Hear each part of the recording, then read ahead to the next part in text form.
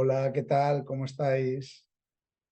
En España hay elecciones generales el 23 de julio de 2023 y yo voy a tratar hoy de explicar cómo veo yo esa manipulación y con qué intenciones eh, la, con qué intenciones la hacen eh, antes o previas a unas elecciones. Eh, los partidos se han dado cuenta de que hay un núcleo de población que es toda esa población que ellos llaman votantes persuasibles, que son los indecisos. Y ahí es donde centran el foco de su publicidad o de su manipulación. ¿Por qué? Porque si yo soy el jefe de campaña de un partido político, yo puedo ganar las elecciones con dos circunstancias, o consiguiendo más votos o haciendo que el partido contrario pierda votos. Con lo cual, la publicidad o la manipulación, porque yo es que la publicidad para mí es otra cosa, es venderte las bondades de un producto y luego tú eliges. Aunque en la publicidad también hay manipulación, también en la publicidad hay elementos que directamente van a tu inconsciente y tú no te enteras que está pasando eso así. Pero dejémoslo en que la publicidad bien entendida te vende un producto y tú luego eliges si lo quieres o no. Aquí esta publicidad, esta manipulación, funciona sobre dos sectores de población. El votante mío, que está indeciso y tengo que convencerlo. El votante mío, el votante que no es mío, que está indeciso y que tengo que convencerle que no vaya a votar a su partido. Si lo atraigo al mío, mejor, pero lo principal es que no es mi votante, pero voy a intentar conseguir que no vaya a votar ese día. Y bueno, con esa premisa, pues ya vemos, se eligen fechas de elecciones, eh, se eligen las publicidades que quieres conseguir atraerte al votante que está indeciso, o incluso tuyo o de otro partido, pues la publicidad es constante, es continua. Cuando quieres que el votante de otro partido que está indeciso no vaya a votar, pues también. Pero, claro, con esto de las redes sociales ha aparecido una nueva variable y es que yo puedo, si tengo los datos de esas redes sociales, de esos usuarios en esas redes sociales, yo puedo saber y puedo predecir, y no es broma, quién y qué personas son las adecuadas para recibir esa publicidad. Y entonces el bombardeo es selectivo. Estamos ya haciendo, creando, no creando, interpretando el carácter de esa persona y sabiendo si está en un periodo de indecisión, si está en un periodo en el que está comprometido, porque si está comprometido con la causa, yo no me vale la pena tocarlo. Está comprometido. Sube posts relacionados con eso, eh, se mete con personas de los otros partidos en las redes sociales. O sea, yo a esa persona no tengo por qué tocarla. Si es mío, no lo toco, pero es que si no es mío, tampoco lo toco. ¿Por qué? Porque está convencida. No tengo nada que hacer ahí. Entonces, ¿hacia dónde van? ¿Y dónde se vio eso?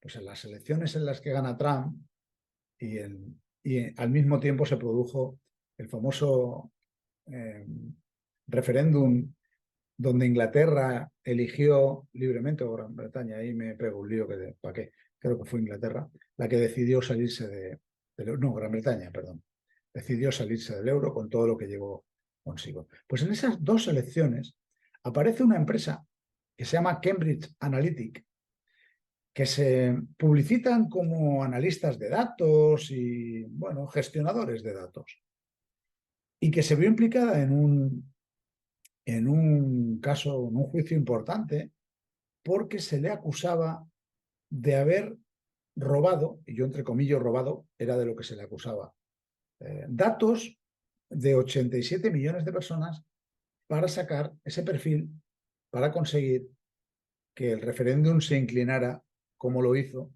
hacia una directriz o hacia otra. Y también el posicionamiento del nuevo candidato Donald Trump cuando, fíjate, Cambridge Analytica estaban trabajando en ese momento con un candidato republicano del partido de Trump, que era el último en las encuestas, el último en valoración, un tal Cruz, no recuerdo exactamente el nombre. Ese candidato consiguieron posicionarlo el más valorado del partido republicano antes de la irrupción de Trump, con lo cual iba a ser el candidato republicano que se iba a enfrentar a Hillary Clinton en esas elecciones.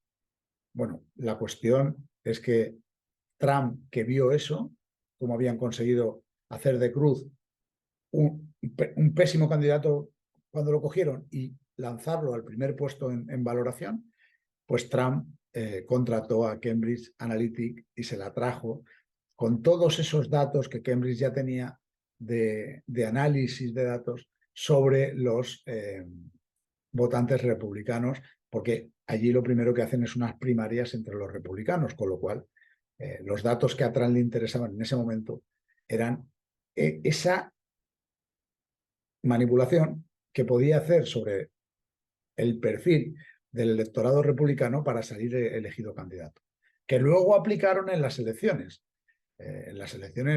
ya históricas de Hillary con Trump, pues ahí habían casos de corrupción de falsa bandera.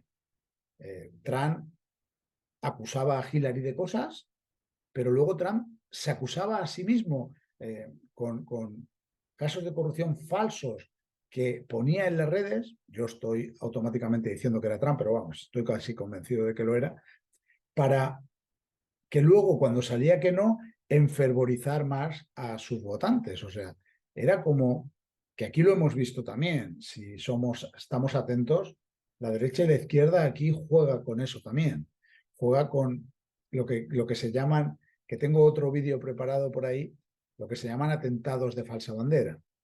Sabemos lo que son.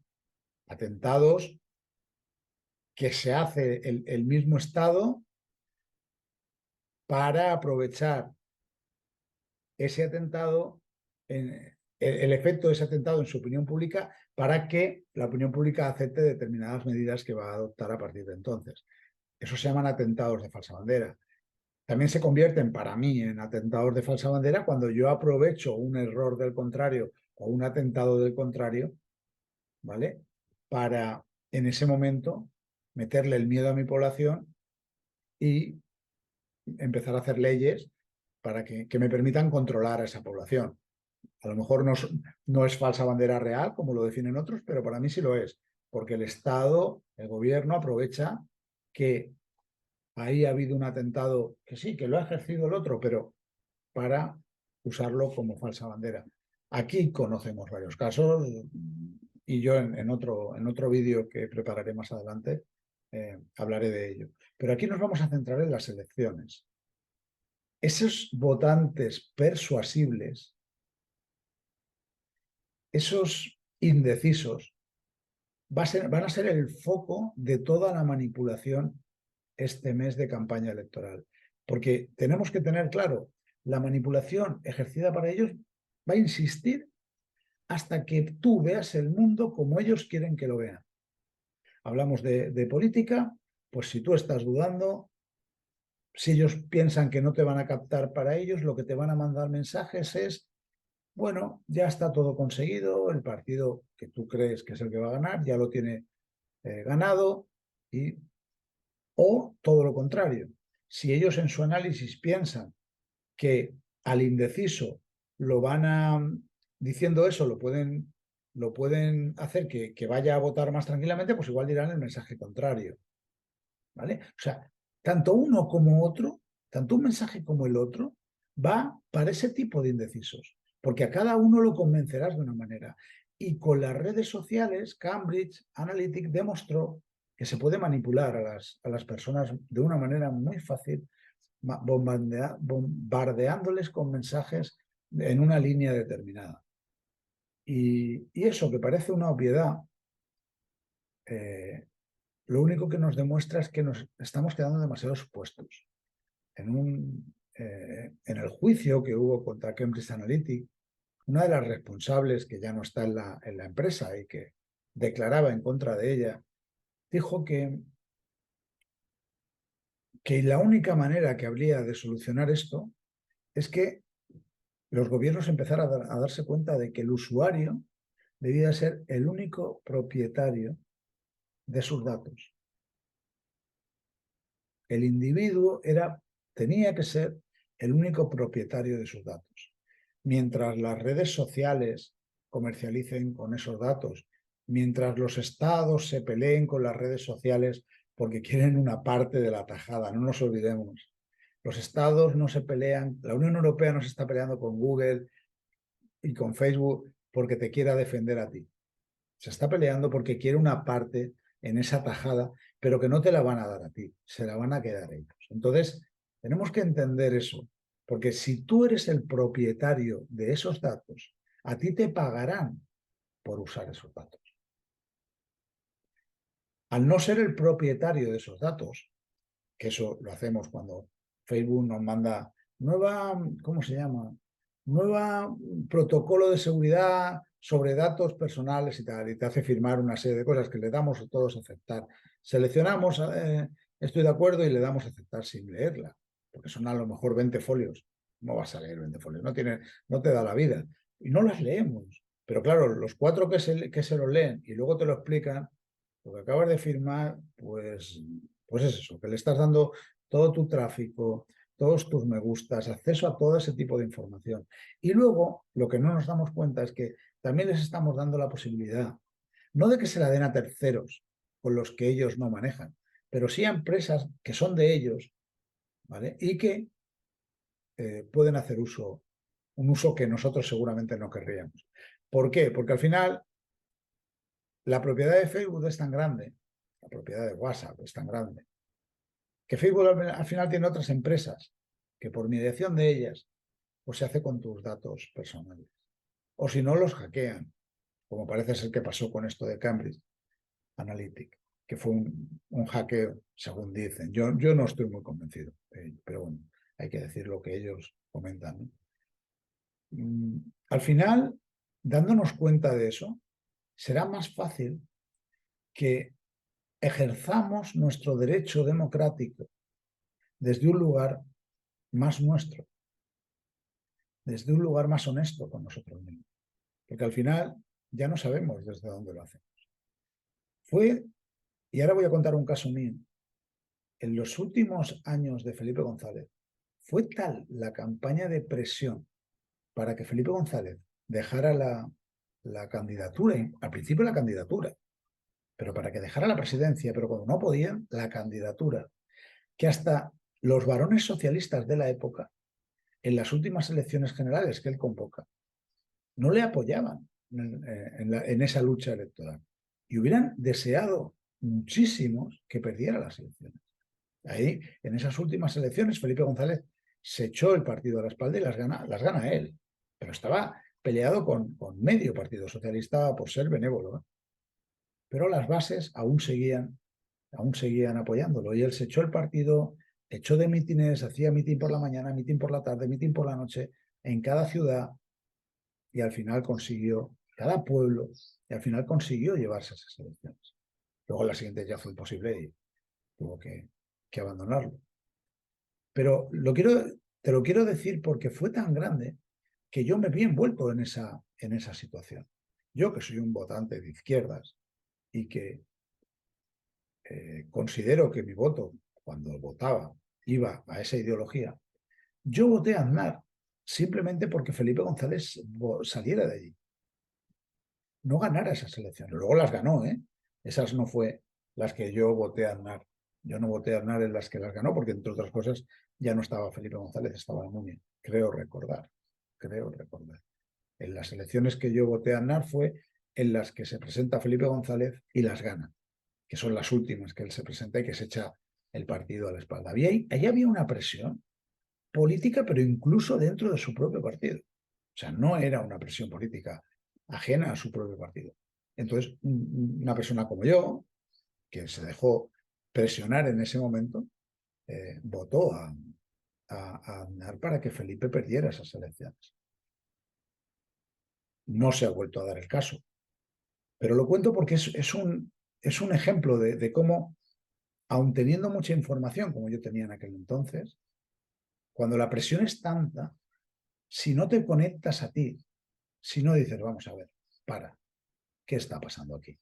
Si no haces eso, ese análisis de conciencia, te, te, te caes en la manipulación. Yo ahora ya no voto a ningún partido, ejerzo mi derecho democrático de no ir a votar. Es un derecho democrático, es igual que es un derecho democrático votar, es un derecho democrático no hacerlo, porque no creo en este sistema. Creo que este sistema no tiene nada que ver con el que había hace unos años.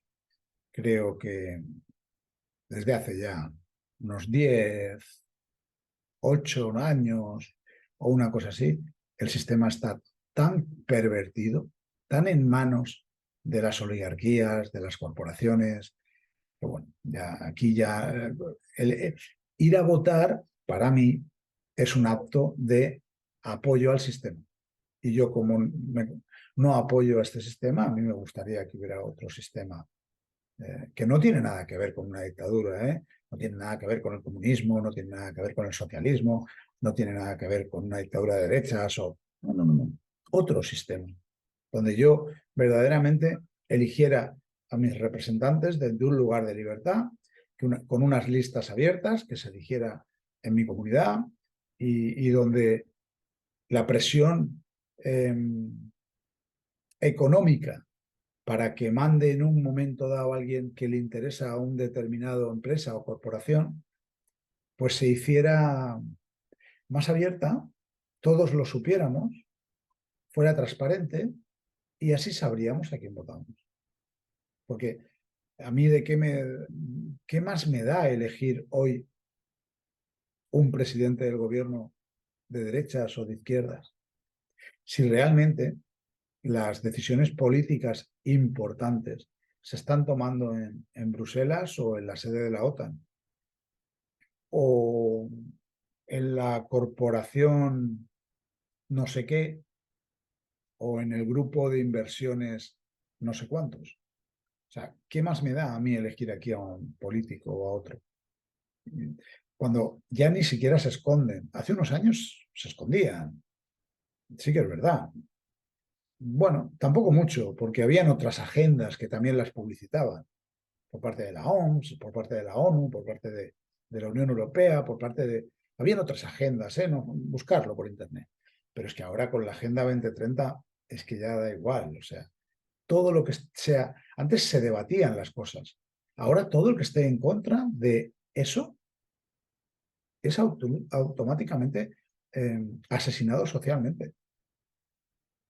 Estamos hablando de redes sociales. Hemos estado viviendo todos, y ya no son batallitas del abuelo, es que lo hemos vivido todos. Ha habido una pandemia, ha habido una época en que opinar lo diferente te cerraban tu cuenta en las redes sociales. Entiendo que ahora parece que hay un poquito más de libertad, entiendo. Por lo menos a mí en ningún momento me ha salido ningún aviso, ¿vale? Pero hace unas fechas cerraban las cuentas por estar en contra, por dar una opinión en contra a la versión oficial. Eso a toda la gente a nivel general no le genera un resquemor, no le genera un... ¿Por qué harán esto? ¿Qué más da que Raúl opine diferente o que Raúl opine a favor? ¿Qué más da? No genera. En mi libro Despierta desmonto muy bien ese episodio. Yo os invito a que os lo compréis. Está en Amazon, está también en mi página web, la versión digital, por tan solo 8 euros lo tienes. Y bueno, te invito a que lo leas, no solo a que lo compres. Te invito a que lo leas y a que, bueno, despierte tu espíritu crítico y consigas, pues por lo menos poner en duda todo lo que te cuentan. Porque es que cuando solo hay una opinión oficial, cuando derecha e izquierda coinciden en que por aquí, ¿no os dais cuenta que no es por nosotros? ¿No os dais cuenta que es pues, por una corporación? Porque el dinero va para las empresas, para las corporaciones, para los estados. ¿Por qué? Y ahora fijaros un momento. ¿De dónde viene el poder de la Unión Europea? ¿Sabéis de dónde viene? Si tan solo los estados fabricaran dinero, quedaros con esto, si tan solo los estados fabricaran dinero, el poder de la Unión Europea lo tendrían los estados. ¿De dónde le viene el poder a la Unión Europea? Pues el poder a la Unión Europea le viene de lo siguiente. El dinero que reciben era de los estados. Y dices, ¿y por qué dices era? Pues porque la Unión Europea tiene una facultad desde hace unos años a esta parte, y es que puede fabricar dinero digital. A lo mejor eso no se ha dicho mucho. No puede fabricar dinero en papel. Ojo, ¿vale? Dinero en papel lo fabrican los estados. Pero el Banco Central Europeo, en manos de la Unión Europea, puede fabricar dinero digital. ¿Qué ha hecho en pandemia?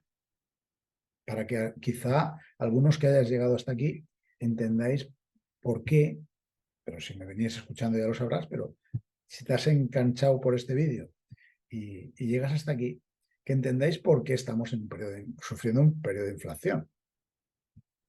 Cuando se produce el confinamiento, se para la actividad económica. Las economías de los estados caen en picado.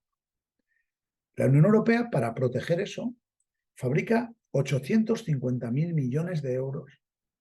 Fabrica de la nada, sin estar avalado a oro, sin estar avalado a industria, porque no está avalado ese crecimiento industrial.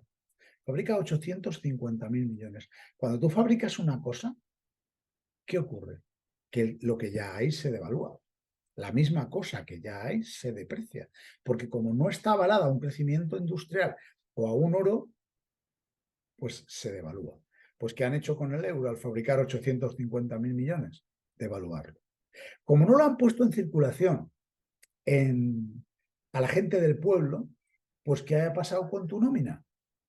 Como a ti tu nómina no te ha subido en la misma medida que se ha devaluado el euro por la aparición de esos 850.000 más, pues has perdido poder adquisitivo, ha subido la inflación.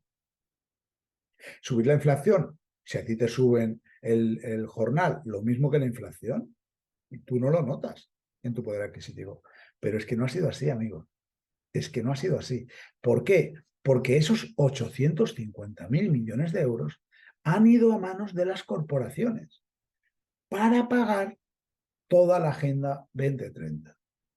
Todo esto que está siendo descarbonizaciones, nuevas industrias que están montando y alguno me dirá, hombre, sí, pero a los trabajadores de esas empresas les va a caer también dinero. Sí, sí, pero ¿y lo que son las migajas de esas 850.000? Aunque nosotros creamos que es mucho dinero, ese sueldo que luego generarán esos trabajadores, eso ya irá puesto en riqueza. ¿Me entiendes? Esos trabajadores generarán riqueza. Yo de lo que hablo es 850.000 millones de euros para montar una industria, para en muchos casos cambiar el modelo de industria que tú no has visto, que lo han visto las corporaciones, que en muchos casos son corporaciones que tienen beneficio, que su beneficio va a ser limpio, que tú no vas a ver un duro, más allá de las migajas de si te toca un puesto de trabajo en ese nuevo cosa productiva, pero se lo van a llevar ellos. Con lo cual hemos devaluado el jornal de los trabajadores, porque se ha depreciado el euro. En Estados Unidos ha pasado lo mismo con la Reserva Federal. Lo de la Reserva Federal es para darle de comer aparte. Van a llevar a Estados Unidos con su deuda a la bancarrota en unos años. Lo vamos a ver todos. No quiero que este vídeo se convierta en profético porque lo pongo en el libro también. En el libro Despierta está más desarrollado. Pero es así, lo dicen muchos economistas. Estados Unidos está en bancarrota. Está como la Roma que daba sus últimos coletazos y que tuvo que dividir su imperio porque no daba para más. Pues está igual y que acabará cayendo. ¿Eso quiere decir que Estados Unidos, la población de allí morirá? No, como no murieron los romanos que vivían en el imperio. No, se cae el imperio romano y aparecen pues nuevas cosas. Igual, en esa caída, pues igual se desmembra Estados Unidos y cada estado se convierte en un país. Pues igual, como ocurrió con Roma, como ocurrió con el Imperio Español. Es que, claro, cuando vemos las caídas de los imperios, pensamos que la gente se muere. No, no. La gente sigue viviendo. El carnicero que trabajaba en Valencia, cuando cayó, se fueron independizando las colonias, que no eran colonias, que eran parte del Estado español, porque eso sí que es verdad que hay que decirlo. España trataba a todas las territorios que tenía en Sudamérica como parte de su territorio. Pero cuando fueron alcanzando la independencia, por eso se llaman independencia, cuando fueron alcanzando, el carnicero de Valencia, pues hombre, podía sufrir una crisis económica provocada por ese gasto militar que estaba teniendo el Estado allí, pero seguía con su vida, ¿eh? No, no, no desaparecía la vida de ese carnicero o de ese carpintero. Entonces, lo que va a pasar aquí cuando caiga el Estados Unidos será eso, pues se desmembrarán en varios estados, o cada estado irá por su cuenta, sálvese quien pueda. El estado más rico, pues se desmembrará de los pobres para intentar salvarse. Y el estado más pobre, pues recibirá la independencia, pues porque no aporta nada. Y al final, pues se puede quedar un Estados Unidos más chico, más pequeñito, con estados poderosos y con estados pobres, pero habrán otros pobres y ricos que se habrán ido. Pero eso será la caída, como la caída de cualquier imperio normal que ha ocurrido aquí en otros tiempos. Entonces, pero quería que lo vierais porque el día 23 vais a ir a votar pensando con toda ilusión que votando a los vuestros, pues conseguiréis algo que este no os estaba dando. O siguiendo votando a este, conseguiréis. Bueno, pues, está bien que lo penséis, yo os intento que abráis un poquito más la mira, que veáis un poquito más y que penséis que también es ejercer el derecho democrático el no ir a votar. La democracia incluye votos e incluye también los no votantes, que hasta el momento no se les tiene en cuenta porque, pero a lo mejor cuando pase de un 50% o cuando la abstención y la gente que no vayamos a votar supere el 60%, pues igual ahí se plantean otra cosa. Que también os digo, desde dentro del sistema no va a estar la solución al sistema corrupto. Nunca. Ni lo está en ningún partido político, ni lo está en ninguna solución que puedan dar dentro. Si la solución parte del sistema corrupto, aquí lo tenemos con la transición española. O sea, se pasó de una democracia, de una dictadura a una democracia sin una guerra. No hubo limpia, no hubo limpia. Con lo cual, ¿qué ha ocurrido con todos esos organismos gubernamentales? Pues que están en manos de quien está en manos. Son familias casi. No quiero señalar a nadie, pero hasta la clase política son familias y están los mismos. De vez en cuando sale alguno, pero... Y luego aparte, los que manejan los hilos son las grandes empresas españolas, que son los que deciden con su presión, con su financiación a las campañas electorales, ¿vale? Son los que deciden qué políticas se ejecutaban, porque ahora ya te digo que las decide Europa, ¿eh? Las políticas las decide Europa.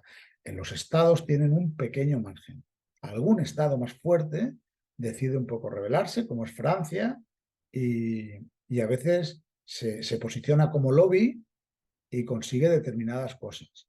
El Estado alemán también a veces se consolida como lobby y consigue algunas cosas. El Estado español no.